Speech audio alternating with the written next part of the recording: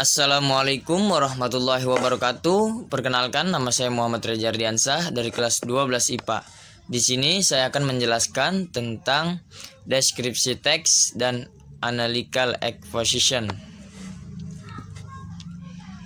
Deskripsi teks adalah karya tulis atau tulisan yang menggambarkan sesuatu. Di sini ada beberapa definisi tentang deskripsi teks. 1. Teks yang memberikan informasi tentang bagaimana sesuatu atau seseorang terlihat suara dengan menggunakan kata-kata untuk menggambarkan sesuatu atau seseorang seperti apa. Yang kedua, teks yang memberikan fakta-fakta tentang bagaimana bahasa benar-benar digunakan daripada aturan yang memberitahu orang bagaimana seharusnya digunakan. Dari kedua pengertian di atas dapat ditarik kesimpulan bahwa deskripsi teks adalah jenis teks yang menggambarkan seorang, benda atau tempat tertentu sehingga pembaca dapat membayangkan seolah-olah yang diceritakan itu benar-benar nyata. Ciri-ciri deskripsi teks. 1. Deskripsi teks menggunakan atribut verb seperti be, am, is, are. Yang kedua, deskripsi teks menggunakan simple present tense. Yang ketiga, deskripsi teks hanya fokus pada suatu objek tersebut. Yang keempat, deskripsi teks menggunakan kata sifat atau adjektif. Yang kelima, deskripsi teks menggunakan bahasa yang menarik. Generik struktur deskripsi teks. Ada beberapa susunan umum generik struktur. Yang pertama, identification. Yang kedua, description. Dan adapun tujuan dan deskripsi teks. Tujuan dari deskripsi teks adalah untuk menggambarkan dan mengungkapkan atau mendeskripsikan ciri-ciri dari orang, benda, hewan, dan tempat lainnya.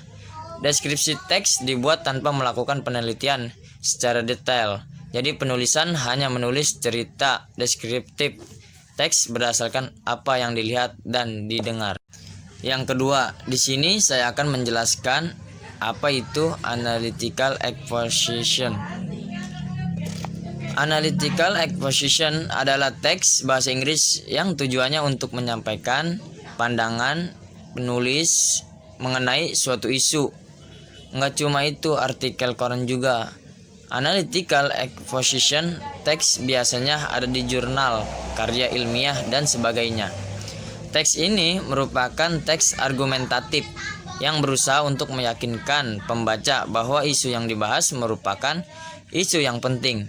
Selain mencurahkan isi pikiran penulis, analytical exposition teks juga bertujuan untuk memberikan sudut pandang lain kepada pembaca. Ciri-ciri analytical exposition. Menggunakan simple present tense. Analytical exposition teks menggunakan simple present tense karena hasil pemikiran penulis yang bertuang dalam teks adalah hasil pemikiran saat ini. Kedua, menggunakan causal conjunction. Adalah kata hubung yang tujuannya untuk menjelaskan sebab terjadinya sesuatu dan akibat yang ditimbulkannya.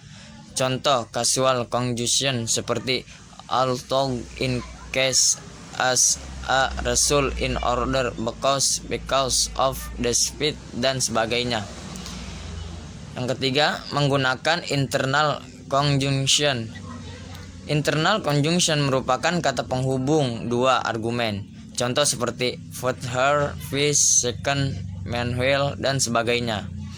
Yang keempat, menggunakan evaluative word. Digunakan dalam analytical exposition karena bertujuan untuk memberi penekanan pada isu yang sedang dibahas sehingga pembaca merasa urgensi dari isu tersebut. Contoh evaluative word yaitu important, crucial, threatened, dan lain sebagainya.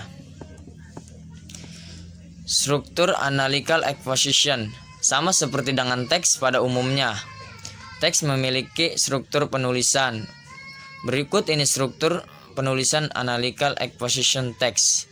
Yang pertama ada tesis. Dalam teks ini, biasanya di paragraf pertama, pembaca bisa mengetahui isu apa yang sedang dibahas. Nah, yang kedua ada arguments. Bagian ini berisi argumen penulis terhadap isu atau peristiwa yang sedang dibahas olehnya. Nah, yang ketiga ada conclusion. Kalau kamu udah di bagian ini, berarti kamu sudah hampir selesai membaca teks tersebut.